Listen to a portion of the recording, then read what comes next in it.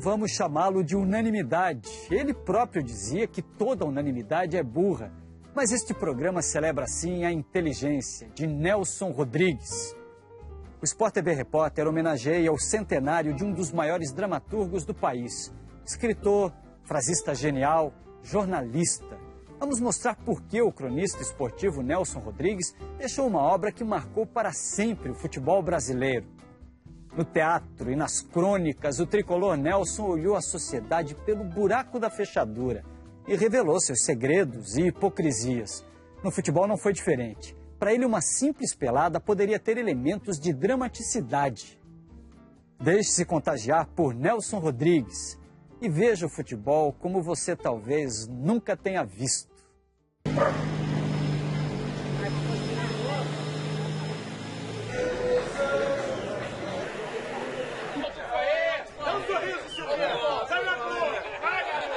Não tem problema de seleção, porque basta qualquer sujeito de boteco, de esquina, faz a melhor seleção do Brasil no momento.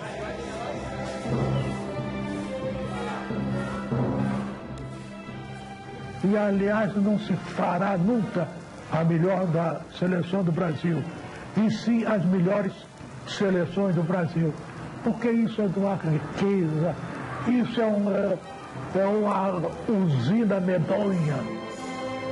Na rua, os moleques jogando na rua têm virtuosismo, sabem jogar com requinte, são estilistas.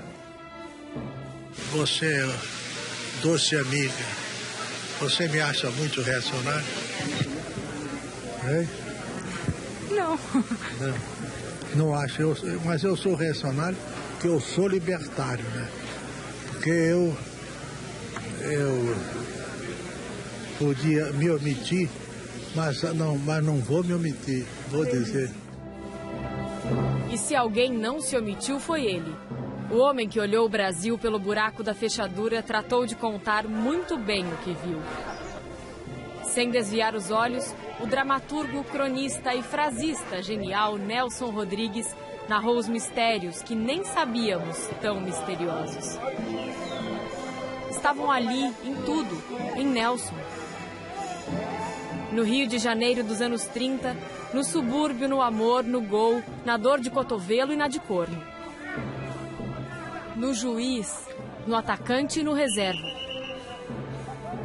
No drama da vida como ela mesma é. Na complexidade shakespeariana de uma cobrança de lateral. No espetáculo e na tragédia de uma pelada qualquer. Nos ocupamos de Nelson. Está feito o convite. Espiar a batalha nacional, o embate entre 22 almas sob o olhar rodriguiano. Que olhar é esse? 100 anos depois do nascimento de Nelson Rodrigues, ele não envelheceu um ano sequer. Nelson vive.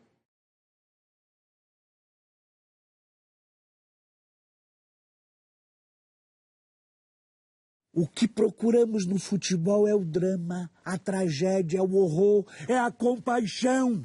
O futebol vive dos seus instantes dramáticos. E um jogo só adquire grandeza quando oferece uma teatralidade autêntica. Pode ser uma pelada, mas se há dramatismo, ela cresce desmedidamente. O que interessa à imaginação popular é o jogador, o personagem, ou seja, aquele que apresenta uma nítida condição dramática. Os idiotas da objetividade negam o milagre.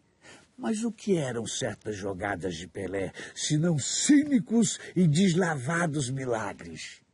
É um jogador humano e divino, ou mais divino do que humano. Nelson Rodrigues, um pernambucano crescido no subúrbio do Rio de Janeiro, viu além. Além da bola, dos bons costumes, da moral e do placar. Narrou um outro futebol, para lá das regras. Porque para ele pouco importaram as regras. Futebol é arte. O maior cronista esportivo que já tivemos era um artista. Sua grande inspiração foi a infância vivida na zona norte do Rio de Janeiro.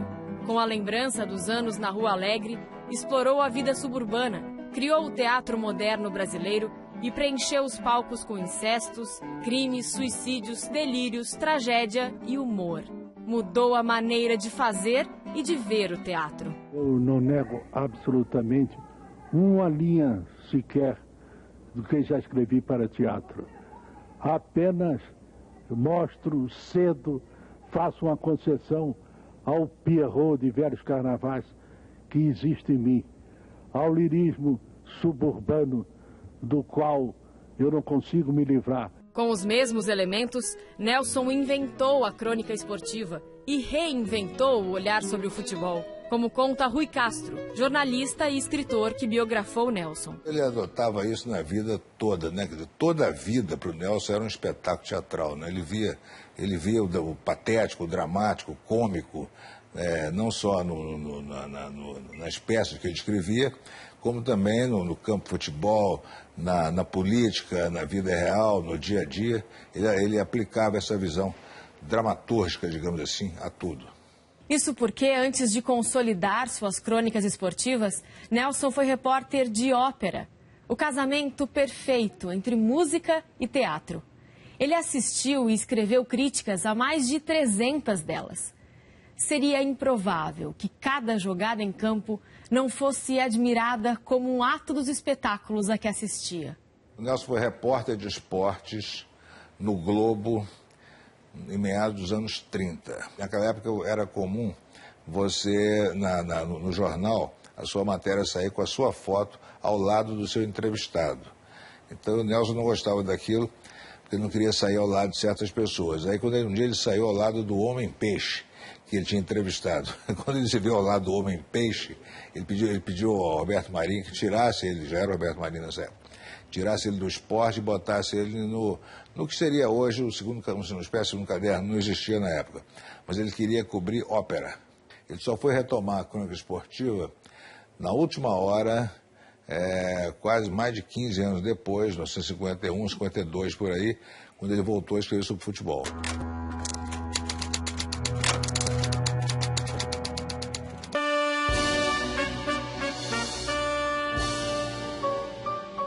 A gente está acreditando que o mundo é técnica e que o mundo é 352. E o mundo não é isso. Ainda bem que a gente tem o Nelson. O Nelson está vivo. É só abrir os livros dele. O Rodriguiano seria coisa de contemplar a parte humana e não a parte só do cara que treinou a semana inteira, que não sei o quê, e o treinador que botou que ia ser 3-5-2 e que iam jogar 2 meias, 2 volantes, mais recuado. Essa parte é nada. O Nelson tinha um olhar mais corajoso. O crime compensou. Nelson começou a carreira como repórter de polícia aos 13 anos, o que lhe fez ver o romantismo de uma outra maneira e adquirir uma vasta coleção de expressões, personagens e situações que só conhece quem viu de perto o sangue correr. Foi no jornal Amanhã, que pertencia ao seu pai, Mário Rodrigues. Seu talento vinha de família. O irmão de Nelson, Mário Filho, que dá nome ao estádio do Maracanã, também era cronista e exerceu uma forte influência sobre ele. Foi Mário Filho o primeiro a olhar para o futebol como uma arte menos exata e mais dramática. Disse que todas as mulheres gostam de apanhar. Você disse não, que eu gosto de apanhar. Viva Facite! Nelson participou também da grande resenha Facite. Na primeira mesa redonda de futebol, comentaristas discutiam a atuação e o desempenho de times cariocas. Esse programa pioneiro começou na TV Rio e depois passou a ser exibido na TV Globo. Nos anos 50, Nelson escreveu suas crônicas na revista Manchete Esportiva. A partir de 1962, ganhou uma coluna diária no jornal O Globo. Às segundas-feiras, ela ganhava o título de Meu Personagem da Semana. Nos outros dias, era A Sombra das Chuteiras Imortais. Eu acho que o Brasil poderia fazer 4 escretes e que ganharia os 4 primeiros lugares da Copa da Alemanha. Nelson, escale a sua seleção brasileira. Meu escrete de Argel Afonso e de vários companheiros de redação. Félix, Carlos Alberto, Luiz Pereira, Alfredo, Marco Antônio, Clodoaldo, Ademir da Guia, Dirceu Lopes, Jairzinho, Mirandinha e Rivelino. Quem revisava os textos de Nelson era o jornalista Argel Afonso, que volta ao lugar onde conviveram. Argel era o primeiro a ler os delírios rodriguianos e conhece como poucos esse estilo. Numa época que a gente, e eu me incluo nisso, você escrevia sobre o futebol, sobre o jogo de futebol, você botava como é que foi o jogo, quem jogou melhor, quem jogou pior, como é que foram os gols, qual foi a renda, a atuação do juiz, a atuação dos jogadores. Isso aí era o factual, que hoje em dia perdeu um pouquinho a razão de ser em vista da televisão, que a televisão mostra tudo isso e você é obrigado, e talvez o Nelson nisso tenha sido um pioneiro, você é obrigado a diversificar na tua crônica escrita aquilo que a televisão já apresentou de todos os ângulos possíveis, porque ele era realmente um dramaturgo, ele era um dramático na vida comum. Certo e brilhante confrade dizia-me ontem que o futebol é bola. Não há juízo mais inexato, mais utópico, mais irrealístico. O colega esvazia o futebol como um pneu e, repito, retira do futebol tudo que ele tem de misterioso e de patético. A mais sórdida pelada é de uma complexidade shakespeariana. Às vezes, num corne mau ou bem batido, há um toque evidentíssimo do sobrenatural. Eu diria ainda ao ilustre confrade o seguinte: em futebol, o pior cego é aquele que só vê a bola.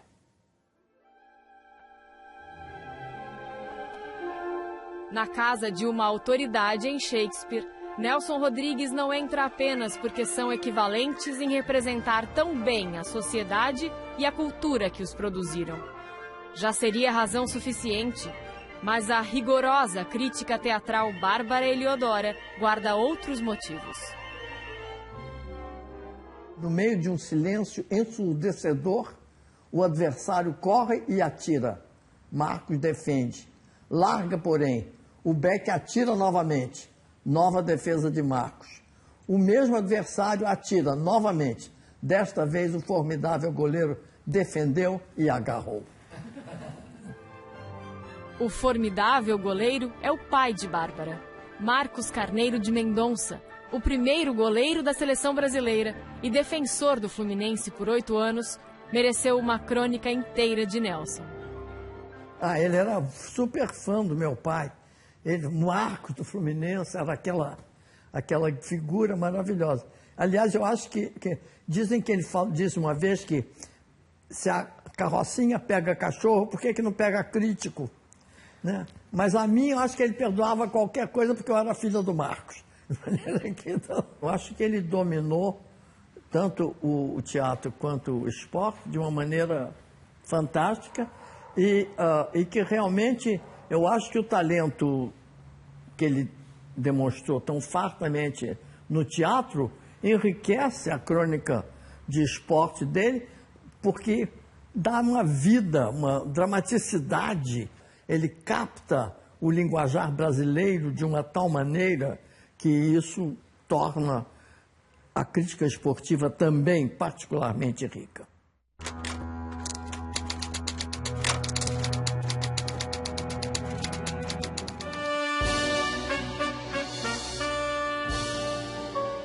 Nelson é inteiro monumental. Não tem uma croniquinha de esporte que não seja absolutamente lapidar, genial. Eu nunca encontrei. Se alguém encontrar, eu nunca encontrei nada dele que não fosse absolutamente brilhante. Ele não ficou só na solenidade literária, que é fácil. Se você ser um literato, ridículo. Você vai falar com 10 pessoas, isso é fácil. Porque o Nelson escrevia como Shakespeare, né? Ele escrevia para o público. Você ser um cara que fala para o porteiro, para a dona de casa, do Fla-Flu, e ao mesmo tempo é o Shakespeare dessa bagunça nossa. Elas não envelheceram. Você lê e não está datado. Ao contrário, parece que está falando de hoje em dia. Curiosamente, aquele que mais enxergou o futebol tinha um sério problema nos olhos. Como sequela de uma tuberculose, Nelson chegou a ficar cego por alguns meses no ano de 1940. A visão foi recuperada parcialmente, mas ele nunca mais enxergou com perfeição.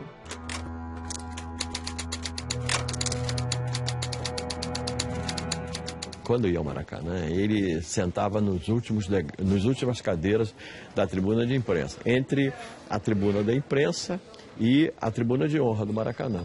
E havia um intercâmbio ali, porque ali você ia prefeito, ia deputado, etc. Tal, e gostavam de comentar o jogo. Então ficavam comentando o jogo com nós que estávamos ali. E o Nelson, já realmente, ele tinha uma dificuldade de visão de longe. Então ele ficava perguntando, embora aquilo ali não fosse subsídio para ele ficava perguntando o que você está achando do jogo, como é que está o jogo, como é que está fulano, como é que... Ele perguntava simplesmente para manter uma conversação e ter subsídio para aquilo que ele escreveria na crônica. Ninguém observou tão bem a dimensão épica de 22 almas em campo quanto Nelson. O resultado da partida, os esquemas táticos, o joelho do camisa 8, bobagens. Bobagens da pior espécie. No que pensava o atacante que perdeu o gol? Lembrava das coxas da esposa ou era o chifre que o atormentava? Trata-se do que não se vê. Ele compunha todo um cenário na imaginação dele, uma história, uma pequena história, com desenvolvimento dramático, cômico, coisa parecida. E na hora de escrever, claro que com a experiência e a maturidade, ele conseguia fazer um texto que você achava que era tudo verdade, né? Ele tem um texto espetacular, por exemplo, sobre um pênalti que um jogador do Flamengo, chamado Dida, que foi, aliás, o maior artilheiro do Flamengo antes do Zico, não me lembro qual jogo, um Flamengo e Vasco, talvez, que o Zico ia cobrar, o Dida ia cobrar um pênalti. E o goleiro do Vasco, naquela época, estava pegando tudo, não sei o quê. Aí o Nelson criou a história de que o Dida, antes de correr para chutar o pênalti, cuspiu na bola. Marcou a bola ali com aquela saraivada, aquela coisa. Aí ele se diverte, né? Ele faz aquelas metáforas, né? Aquela coisa toda. Mas ele leva, de repente, sabe, 60 linhas para criar essa historinha que pode ser contada em 2, né? E aí você vai lendo maravilhado, né? O futebol brasileiro tem tudo. Tudo. Menos o seu psicanalista. Cuida-se da integridade das canelas, mas ninguém se lembra de preservar a saúde interior, o delicadíssimo equilíbrio emocional do jogador. E, no entanto, vamos e venhamos, já é tempo de atribuir-se ao craque uma alma, que talvez seja precária, talvez perecível, mas é incontestável.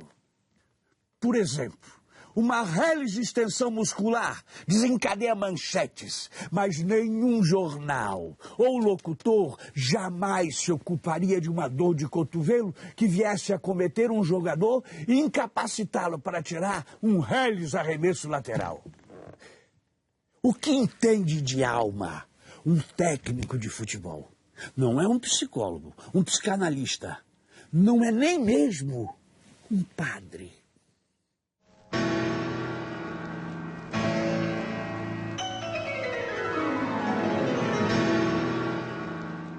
Quem você gostaria de ser se não fosse Nelson Rodrigues? Um santo. Que santo? Digamos, isso é meio banal, mas vamos lá, o banal também é filho de Deus. Francisco de Assis, São Francisco de Assis. A maior fé de teu sempre é de Francisco de Assis. Sobre Deus. Esse nunca merecia andar de quatro. Ele nunca mereceu andar de quatro.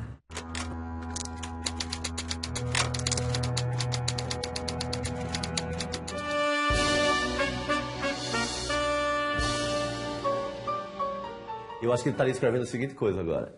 tá todo mundo reclamando de estádio, não sei o quê. Aí ele dizer, não adianta, o brasileiro consegue de última hora fazer melhor do que qualquer povo, porque o operário, a força do mestiço brasileiro vai fazer o maior estádio do mundo, da forma mais perfeita. Barará, barará, barará. Eu acho que ele estaria na contramão do discurso.